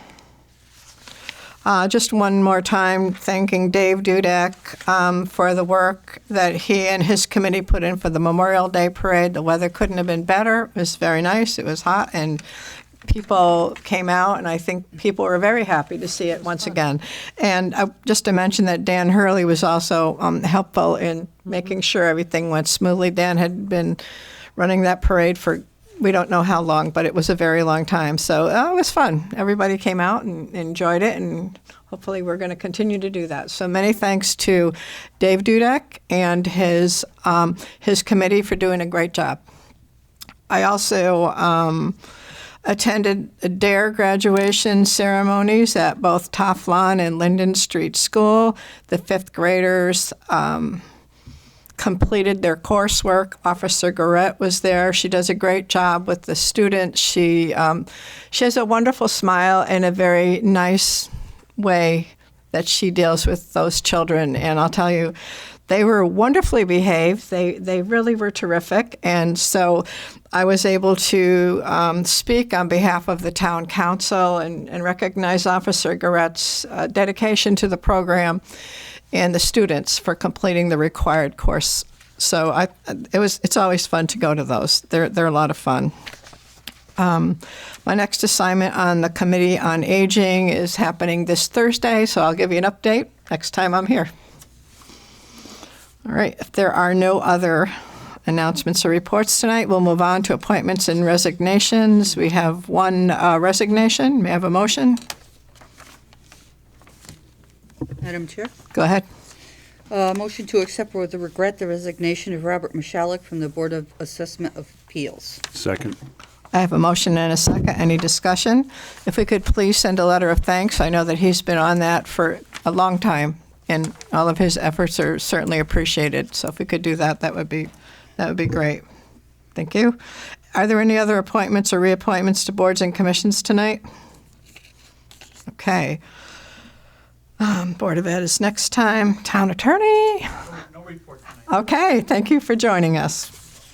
All right, moving on. Report of the Town Manager, Mr. Lee. Thank you, and I'm sorry to tell you that I do have a couple of items.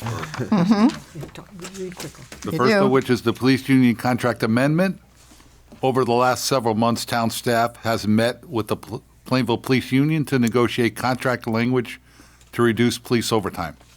In return, the town would make some increases to the police pension agreement. Proposed changes to the union contract would restrict when officers could take time off when it causes overtime, reduce the payment of overtime during training classes, and give some additional flexibility in assignments. According to Police Chief Chris Vangley, these language changes are expected to result in yearly overtime being reduced by an estimated $200,000. The police pension is proposed to increase the benefit multiplier calculation from 2% to 2.25% for police officers until their normal retirement date. If an officer continues to work for the town beyond their normal retirement date, the multiplier will increase to 2.65%. The total retirement benefit would be capped at 75% of the participant's annual earnings. The estimated annual pension benefit cost would increase by approximately $165,000. The changes in the pension benefits are expected to be helpful for recruiting certified officers and to retain existing officers for longer periods of time. And there are 2 items under new business. One is to consider the side letter to the police union contract, and the second is the side letter to the police retirement plan. I know that these have been discussed in executive session with the town council as we were going through the negotiations, and but certainly if you have any questions with regards to what's under new business, certainly would be willing to entertain them. If not, I'll go to the revenue collector's suspense list. Not too much suspense about it, but the revenue collector has submitted a proposed suspense list to the town council totaling a little under $200,000. The list is prepared in accordance with Connecticut State Statute Section 12-165, listing those taxes that the revenue collector believes to be uncollectible. These include motor vehicle taxes, about $86,000, personal property, $65,000, real estate, $46,000, and deceased persons who previously owned motor vehicles and/or personal property, $1,600. The suspense list may still be collected and will be turned over to either a collection agency, we use TaxServe LLC, the town attorney, or town constables. To date, the revenue collector has received payments totaling $52,000 from last year's suspense list, just to give you an idea that they still can collect on the, even if it's on the suspense list. There is an item under new business regarding the suspense list. I did notice some names on there that seemed pretty common. I did point that out to the tax collector, and so we'll be able to track them down a little bit easier than otherwise would have. Next item I have is the White Oak Redevelopment Project discussion. On February 22nd, 2022, the Town Council authorized a contract with Ty and Bond to provide remediation oversight for the White Oak project. That was at a cost of $143,883.90. There were 2 tasks listed in the proposal that were inadvertently not included in the total projected cost. That's the bad news. These 2 services were for rental equipment, $2,000, and laboratory costs of $25,000. These 2 items total $27,092. Because these services are being paid through a state grant, this was reviewed by the Department of Economic and Community Development, and they approved them being included under the grant project cost. So that's the good news. There is an item in a new business that would authorize the town manager to execute Amendment 1 to the Ty and Bond Agreement for Environmental Assessment Services of the former White Oak property dated April 12, 2022 in the amount of $27,092. So just to make it clear, it was in the original proposal, just somehow didn't make its way into the totals. It's a clerical error. Services were proposed. DECD said that they would include that in the grant reimbursement to the town. So there's no net cost increase to the town. Okay. All right. Next item I have is fourth quarter transfers and additional appropriations. There are 2 items under new business that would schedule public hearings at the June 20th Town Council meeting on the recommended fourth quarter transfers and an additional appropriation for fiscal year 22. Details on the transfers and additional appropriation will be available next week from the Finance Department, and they'll be posted as far as in the notice as well. I'm sorry they're not available today. Topland School chiller replacement. At the May 2nd, 2022 meeting, the Town Council authorized spending $300,000 to replace the chiller at Topland Elementary School using proceeds from the American Rescue Plan. School Facilities Director Steve Bussell is recommending that Train US Inc. be awarded the contract to replace the chiller for a cost of $263,588.69. This would be a turnkey contract that would provide all of the services related to replacement except for professional engineered stamp drawings and any fire life safety work that may arise. Steve Bussell is also proposing to recommend Trane as a sole source for the work. This is because Trane currently provides chiller services in most of the other school buildings, including the middle school, Linden Elementary, and high school.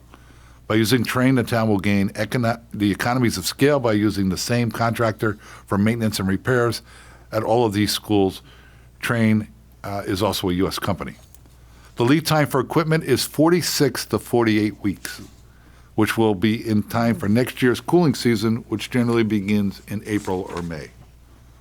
There is an item under new business that would waive the bid process and award the Toflon School chiller replacement to Trane Technologies of Rocky Hill, Connecticut, in the amount of $263,588.69.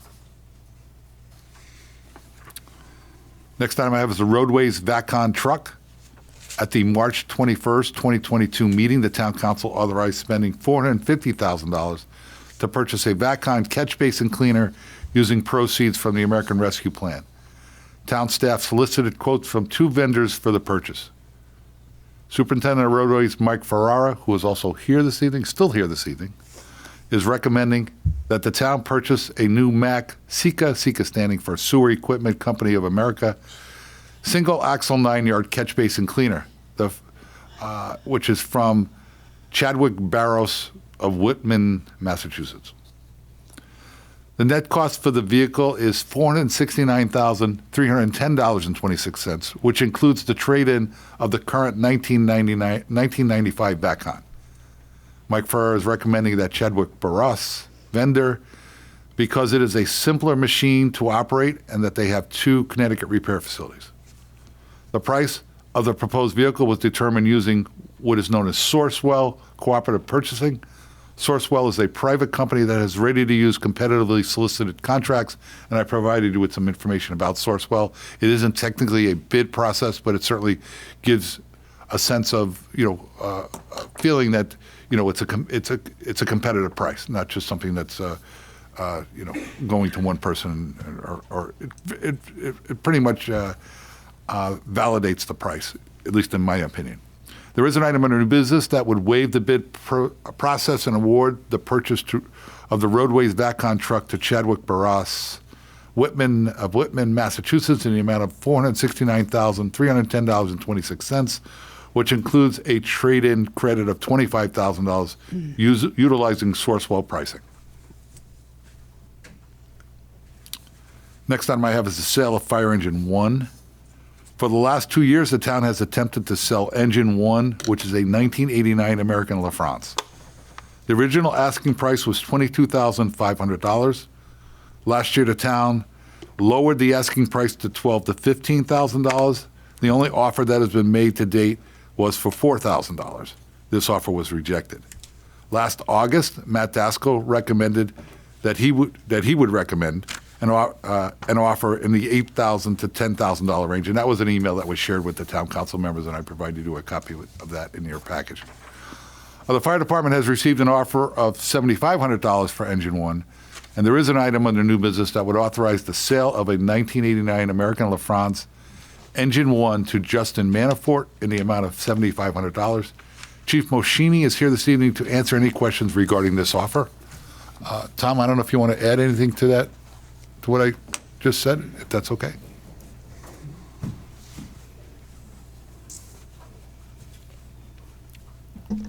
Hello. I talked to Justin Manafort. He contacted me. I really think it's going to the Manafort Construction Company. They're looking for it to use it on their construction sites. We've had no other bids on this. The manufacturer is out of business. To get parts made for this truck is nearly impossible. It was put out from a company in Pennsylvania who puts it in the magazines. They try to sell it for you, and we've got nothing back on it. So this is really the only offer we had was $7,500, and I put it out to you, and you can tell us where we need to go with that. Did we get a document or I didn't see it in my packet, but I might have missed it, like a letter or a memo or some document from the proposed purchaser? Or are you just Is Did this he give you just- something in writing? Did you get us He didn't get something in enough- writing? No, he didn't give me anything in writing. It was just a verbal one. I think maybe we need something in writing If to, you like that, you know, we'll do just that. just to have it as part of our records that that's what we're going to do. Sure. We certainly could We can document. get something like that. Sure. You can get a check for $7,500. Enough documentation. I would hope so. Yeah, no, I mean. So is that the best you can do, Tommy, with this? Did you negotiate? Yes, I did. On this truck, yeah. On the ladder, I'm a little more firm on that price on that truck. And I got a couple of different avenues we're going to take, but I'm not willing to give that ladder away at a low price. Okay. Thanks. Any further questions for our chief regarding the offer for the fire truck, 1989 American LaFrance? No, you're all good. Okay. Thank you. Thank you. Next item I have is the American Flag donation box at the Municipal Center and Library. State Representative Bill Pettit and State Senator Henry Martin will be holding their annual Retire Your Worn American Flags event between now and Friday, June 10th. It's been actually going on for the last couple of days as well. American flags are currently being collected at both the Plainville Public Library and the Plainville Municipal Center until June 10th. Afterwards, they will be properly retired. Next item I have is the mill rate discussion. There is an item under new business to set the mill rate for taxes that will be mailed on or about July 1st. Based on the state budget that was finalized last month, reducing the governor's proposed municipal aid to Plainville by $597,000, the calculated mill rate currently stands at 31.14 mils. This is a decrease of 3.42 mils or minus 10% from fiscal year 22. There is an item under new business to set the mill rate. The last item that I have before we go to happenings is the summer meeting schedule. I know that's a very exciting time of the year for all of us, I believe. The town council has historically held only one regular meeting during the months of July, August, and September. Special meetings if necessary, of course. Town staff is suggesting that regular meetings be held on July 19th, August 16th, and September 12th. Please note that the September 12th is the second Monday of the month. Reason for that is so we can get a council meeting somewhere in between the August meeting and the October meeting, which is early in October. So, so we have like 4 weeks, from the August meeting and 3 weeks from the from the October meeting, rather than having 5 and 2 as far as separation. September 12th would be also the first meeting of the Board of Education in September. So recognize that if you did that, it would, you wouldn't be able to attend the Board of Ed meeting, Kathy. So there is an item under new business regarding these suggested dates. And other than that, I have happenings, so I turn it over to Cindy, and then we'll both be able to respond to any questions you might have for us.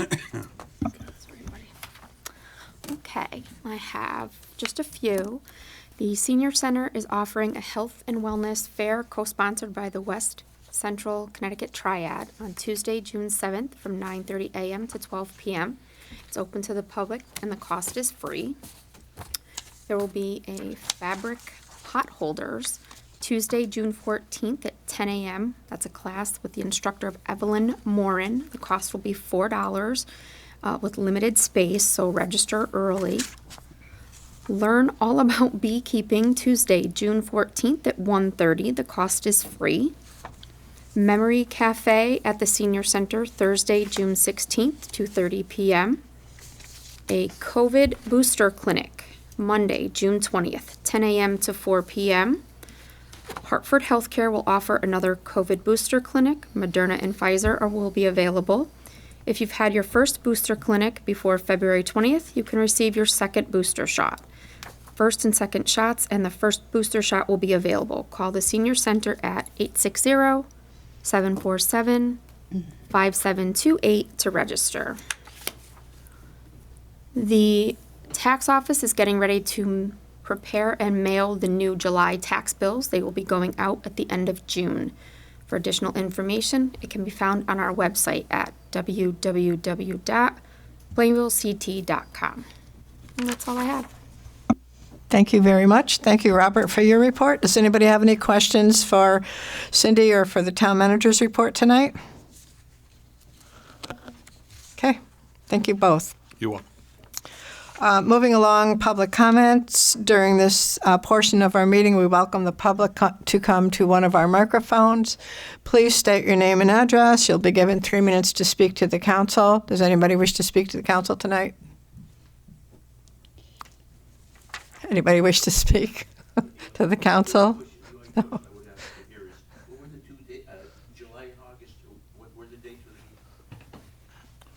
It'd be the third Monday of each month, so, yeah. July 18th. July 19th, yep, August 16th, September 12th. That's it? Okay. Okay, well, if there are no other people wishing to speak under public comment, I will close that section of the meeting. We have no old business, and moving on to our new business. Madam Chair, Mr. Underwood. motion to set the mill rate at 30.64%. Second. I have a motion and a second. Any discussion on the motion? Yes, Madam Chair. Go right ahead. The mill rate's not a percent. We just maybe. I'm sorry, No, that's right. Just 30.64. to make sure. We got it.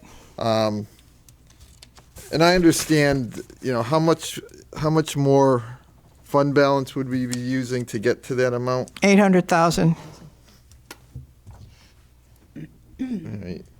And I know the town manager spent some time giving us information, but again, Mr. Town Manager, can you just go through, I don't want to interrupt catching up on whatever you're catching up on, but just can you go briefly through what some of the reasons why we may not want to go through fund balance in this sort of way?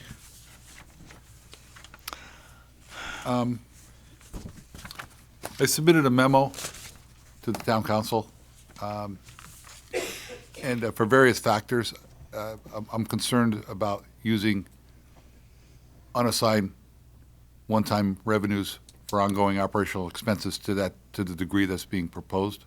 $1.4 million plus what we're using from debt management and to support some items, some expenditure items, as well as the capital. I also am aware that next year the state will not be reimbursing us the $300 and some odd thousand that we're counting on as far as motor vehicle taxes, motor vehicle reimbursement is concerned, because our mill rate will be below their threshold. So we the $300 and some odd thousand that we have this year will not be available to us next year, which means that it needs to be made up. I'm also concerned about inflation driving the expenditure budget going up as far as in future years. And I also believe that we'll be going out to bonding in later this summer, and that using that much unassigned fund balance could negatively impact our bond rating, especially having that much of a jump. Now we'll still be, our percentage will still be at 14.75%, but I think it's the ramping up that certainly could raise eyebrows as far as the rating agencies are concerned. So those were some of the reasons that I feel that by doing that this year, we'll put the town in a perhaps a lot tougher situation. If not next year, certainly not too far down the road using that much unassigned fund balance. And just to follow up, if we did add $800,000 from fund balance, would we be somewhere in the neighborhood of 2.1 to 2.4 million as far as what we took from fund balance to balance this budget? If you include the what's I know being we used make for capital, and for use, capital, and what's coming out of debt management, those one-time revenues, yes. Okay, and what would be I guess for operational expenses? Is that drops it to what, like 1 point something, I imagine, or even less than that potentially. Like what, what I mean? If you take out the capital. Take out the capital expenditure, the contribution. Yeah, it'd be 1.4, 1.424 million. All right. And just a quick question on our past use of fund balance. I know we have a graph, and just so the graph that you provided to us, I don't know if there's an updated graph, but if we simply would add the 800,000 to the last line of this graph. Yes. Okay. All right. I have some comments, unless anyone has questions. You want to go through the questions first? Just continue on. Okay. I won't support $800,000. I, quite frankly, was ready to propose that we add $0 more from fund balance. I think, hoping and, I know we have thoughts and prayers that we can, come up with $2+ million every year through revenue and expenditures being lower. But I think as, some of the information the finance director, the town manager has given us, we certainly can't expect to maintain that level of savings or exceeding revenues. And I think as we go forward, we're also dealing with a reval year this year, and I understand the attempt to decrease the tax increases for those in town. But I think in the end, when you make this kind of contribution from fund balance, we're probably looking at a $2 million hole next year. And I don't know from the Board of Education standpoint, I know they're using some ESSER funds that are going to be expiring. I know their desire is to do what they can to eliminate those positions that are being supported by ESSER funds. But I think with the Board of Education and the superintendent have said that there are some of those positions that they would like to keep. And I think moving from this time next year, starting at what is close to a $2 million increase or a $1.5 million increase before we even talk about the increases in expenditures, I think quite honestly, we're looking at a $2 to $3 million increase. And I think that's too big of a hill to climb for the taxpayers. I think if we have a smaller increase this year with a smaller increase the year following is better than, having a 10 or 15% tax increase 2 years from now. Anybody else? Madam Chair?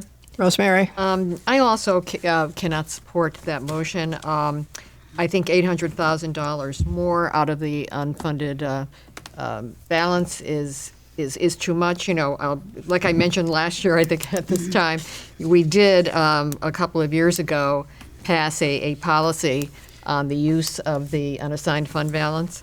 And statement here says, generally, unassigned fund balances should not be used to fund ongoing operational expenses. Of course, it does go on to say, exceptions to this can be made by the town council in unique circumstances, provided care is taken to avoid a major fluctuation in the tax rate in succeeding years. And that's really my concern comes in. I don't know how unique this year is. We had revaluation. That happens every 5 years, so that in itself is certainly not unique. I suppose we could say the situation with the high real estate values may be somewhat unique. But I would have supported a much more modest increase from what we are going to take from the unassigned fund balance. But I think $800,000 is significantly too much, especially when we know we're facing a year with inflation and, perhaps some unanticipated expenses that may come.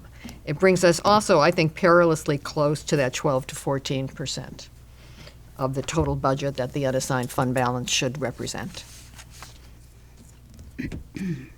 Any other comments? Madam Chair. Go ahead. I disagree with the comments made. I do think that the $800,000 is a reasonable amount to take from the fund balance. The percentage is still going to be almost 15%, which is higher than the 10 to 12 that is required to have a healthy fund balance. I also think that we saw some revenues come in that weren't expected. That helps us in that respect as well. So I feel that because of the bloated real estate market right now, the reval a lot of people are really going to get socked, and I think this is a really good amount for the mill rate that we could do to help the taxpayer impact. Okay. Anybody else have a comment?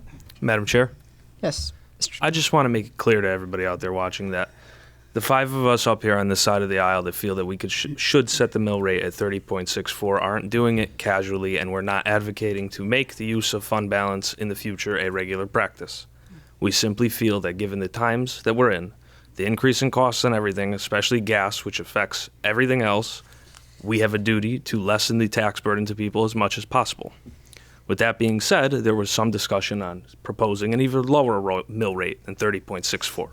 And after conversations amongst us, we feel that the $800,000 use, in light of some revenues that we believe are going to be coming on in the next 2 years, such as the cold storage facility, and in light of some other efficiencies that, historically speaking, Mr. Lee has produced in the town and some savings that we've seen, we are not taking too much of a risk, and we can lessen the burden without putting us in too much jeopardy in the years to come. So we're not doing it casually. We simply want to help people as much as we can and leave us with some stable footing for the future. And that's all. Thank you. Anybody else? Yeah, Madam Chair. Yes. A couple more comments. Americold, obviously we've seen a revenue increase from the Americold project, but however, with what we anticipate this year, we're already using to offset the motor vehicle tax mill rate that was approved by the state. We certainly can't expect $2.4 million from Americold going forward. And if I take you for your word that, this is a practice that wouldn't be continued in the future, there's just no way for us to absorb $2 million plus without a major tax increase. It's just not going to happen. And I feel that this is just, we're looking a little too short term here. I think we need to be looking 3 and 4 years out. And I just think trying to absorb $2.4 million in fund balance is just a bigger blow to the taxpayers than trying to lower it this year just to have twice as big a tax increase next year. The money's just not going to be there. If you think there's $2.4 million in revenue or expenditure savings, it's not going to happen. It's just not. It's a fact. I mean, we can debate that, but if we truly felt that was the case, then we did a very poor job with our budget this year up to this point as far as the expenditures are concerned. I agree with that. However, this council voted unanimously on the budget. I mean, I didn't hear too many people up here complaining that it was, certainly nobody likes to pay taxes. I mean, but I do think that this budget as presented, that I can explain to the taxpayers of the town that, yes, your taxes are going up, but here are the services, and I can feel confident that we're providing the services necessary for what we're charging or for what people are paying in taxes. And I think next year, when we're here next year and we're looking to somehow supplant $2.4 million that we no longer have, that's going to be a very difficult situation to put the town in. Any other comments? I have one more, actually. They just keep coming. Well, no, and to talk talk about the fund balance. I mean, we're projected to end this year at 18.64. Your recommendation would drop it to 14.75. That's almost a 4% decrease in the fund balance. If we try to do what we did this year, and you can make an assumption that it goes down another 4%. Now we're into the 10.5, 10.75 range, which is below the policy we made. We potentially, and we'll find out a little bit later on if we're going, certainly we're going to be bonding more money. I just think it's just another reason why we shouldn't do this. Okay. That's the new math. Hi, Madam Chair. Go right ahead. Thank you. Just wanted to say the reason why I support Deb and Jacob and the other 5 of us that are supporting the $800,000 is because this community is being slammed with gas prices, it's being slammed with food, the prices of food. It's being really overtaxed because of reval. So this amount of money, this adding the $800,000 is basically just to relieve those taxpayers, just to soften the blow. And I really think that it's a good decision to lower that mill rate. So, Thank you. Thank you. Anybody else? Yeah, Madam Chair. Go ahead. I disagree with this 100%. And Okay, we got it. You know, quite frankly,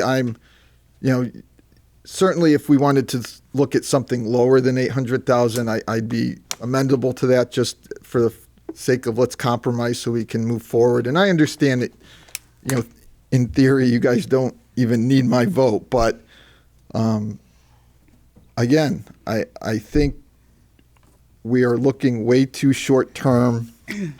That short term, let's feel good about ourselves, pat us on the back, is going to hurt us in the future. And I'd like to ask everyone just to reconsider, but I understand it sounds like you guys have talked about this and your minds are made up. But thank you for your time. I appreciate you letting me have as much time as you did. Madam Chair? Yes, Rosemary. Yeah, and just for the record, as I did say earlier, I certainly would have considered something a more modest figure, that 800,000, but I still feel that the 800,000 is too much from the unassigned fund balance. In fact, I remember when I was first elected to the council, going to a couple of trainings by CCM, and at all those trainings, it was always 15% of the total budget being the number that you should aim for, and now we're dipping below that. And do have concern that I expressed the reasons earlier. Understood. Anybody else? So I'll support the motion. There was a reference made to the Town of Plainville General Fund Policy. One excerpt says, exceptions to this can be made by the Town Council in unique circumstances, provided care is taken to avoid a major fluctuation in the tax rate in succeeding years. And that's very important to understand that. And I do believe these are unique circumstances. And I do believe that not just looking at the taxes and the tax impact because of the reval in Plainville, but looking at everything and understanding the pressures that are being put upon not just individuals, homes, businesses. This is a time that we have no control over. The experts in world of finance have no idea when this inflation is going to ease off, if it will, in the next year. And that continues to bring pressure to people that pay the taxes that we're advocating using to help them out. So I understand the concern. I understand the ramifications of taking our fund balance money, using it for this purpose. This has been done in the past. We don't do it every year. We do use fund balance for certain things like non-recurring capital investment. We do that, and we use it for those circumstances. But because of the acknowledgement that the economy right now is probably not going to get much better in the short term, and we need to send these tax bills out in a few weeks. I think it's going to be okay.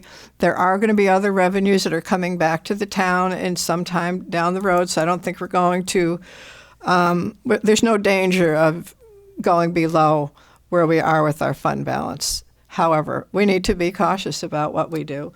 And next year, it's going to be an interesting time doing a budget. So I will support the motion. Are there any other comments? Hearing none, all in favor? Aye. Any opposed?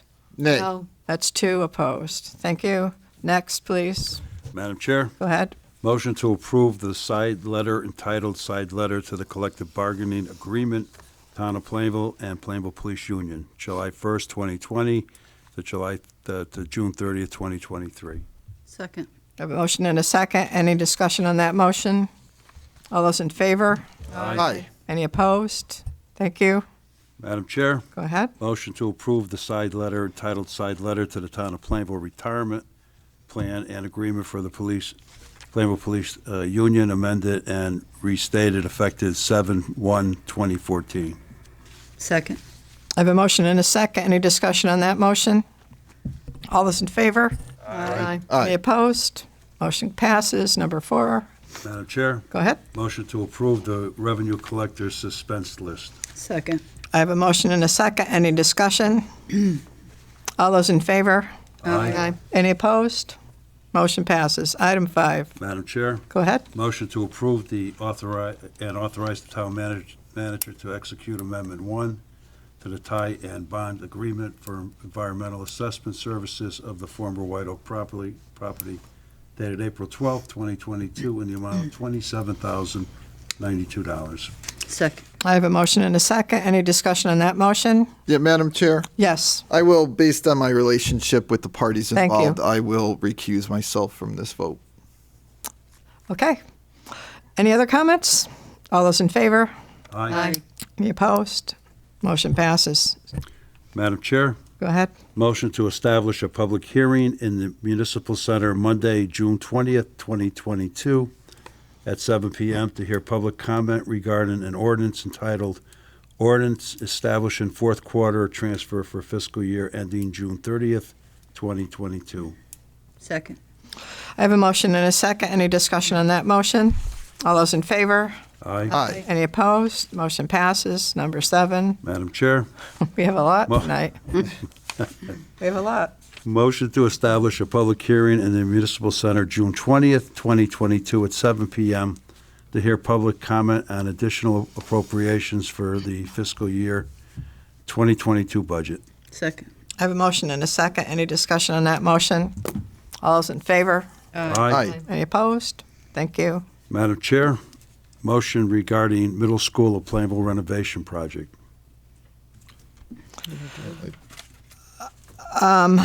You would need to add that to. Is there and if you supposed to wanted be something we're going to get? If you were, if we you were going to want. approve it tonight. Okay. My understanding was that So- you were going to defer that to the next Thank meeting. you. We'll I- defer it to the next. I need a motion. That's not really a motion. Yeah. Motion to table to the Or to June postpone till the 20th. next meeting. Yeah. Table till the June 30th meeting. Thank you, Chris. June 20th. 20th, what did I say? 30. I have a motion. I have a second. All those in favor? Aye. Aye. Any opposed? Just Motion test. passes. Item 9. Madam Chair, motion to waive the bid process to award bid number 2022-23, Toflon School Chiller Replacement to Train Technologies, Rocky Hill, Connecticut, in the amount of $263,588.69. Second. I have a motion and a second. Any discussion? All those in favor? Aye. Any opposed? Motion passes. Number 10. Madam Chair, Go ahead. motion to waive the bid process and award bid 2022-24-24 to Roadways, VACCON Truck to Chadwick, Barrows, Whitman, Massachusetts, in the amount of $469,310.26, which includes a truck trade in credit of $25,000, utilizing Sourcewell pricing. Second. I have a motion and a second. Any discussion on that? All those in favor? Aye. Aye. Any opposed? Motion passes. Item number 11. Madam Chair, motion to approve the sale of Fire Engine 1 to Justin Manafort in the amount of $7,500, as long as he gets the paperwork over to the council, I guess, or to the town manager. We can approve it, but we're going to get a document to back this up once we approve this. It can it be email or in writing? Like, do you want an actual piece of paper, or is an email sufficient? We have our verbal thing going on, and maybe it's just appropriate for tracking because we're selling a piece of the town of Plainville equipment to somebody. We should have some sort of documentation that that's what. I agree, but Okay. is an email sufficient for Whatever. documentation? Whatever. Yeah. I'm looking. We're not going to sell it without having a check for $7,500. I understand. If it's approved. Are we clear?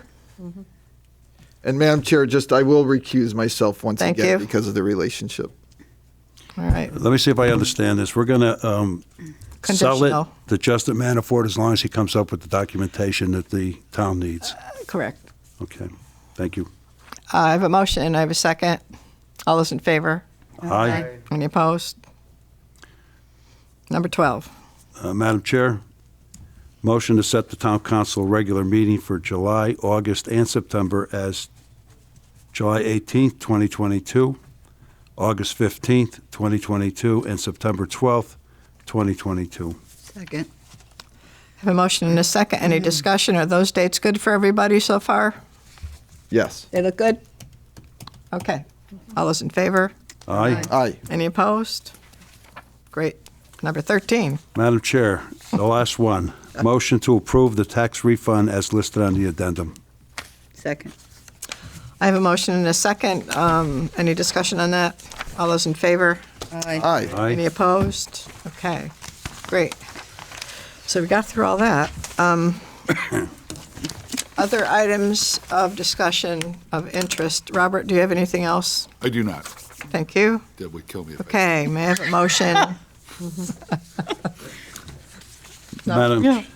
Madam Chair, Go ahead. motion to go into executive session to discuss town manager search. Second. I have a motion and a second. All those in favor? Aye. Any opposed? Thank you.